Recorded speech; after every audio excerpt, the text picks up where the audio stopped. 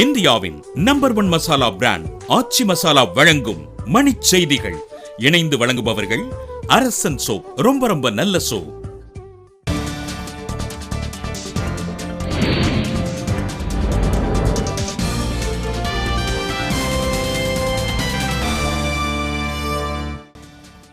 ஐரோப்பிய ஒன்றியத்திலிருந்து வெளியேறுகிறது பிரிட்டன். வாக்கு எண்ணிக்கை முடிவுகளில் தகவல். பிரிட்டன் அரசியல் சூழலால் பவுண்ட் மதிப்பு வீழ்ச்சி. இந்திய பங்குச் சந்தைகளிலும் கடும் சரிவு.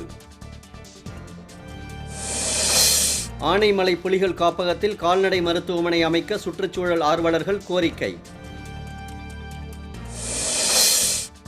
சென்னை நுங்கம்பாக்கம் தொடர்வண்டி நிலையத்தில் கணினி பொறியாளரான இளம்பெண் வெட்டி கொலை. திருவள்ளூர் மாவட்டம் பழவேற்காடு ஏரியில் ஆந்திர மீனவர்கள் அத்துமீறி நுழைந்து மீன்வலைகளை விரித்ததால் பதற்றம். கவியரசு கண்ணதாசனின் 90வது பிறந்தநாளையொட்டி சென்னையில் அவரது சிலைக்கு அமைச்சர்கள் மரியாதை.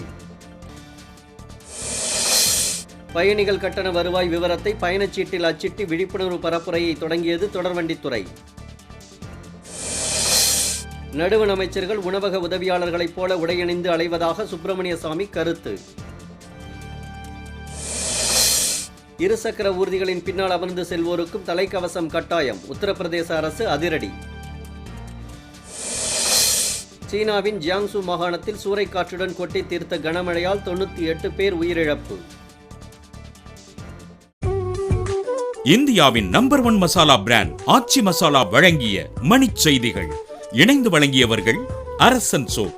ரொம்ப ரொம்ப நல்ல சோப்.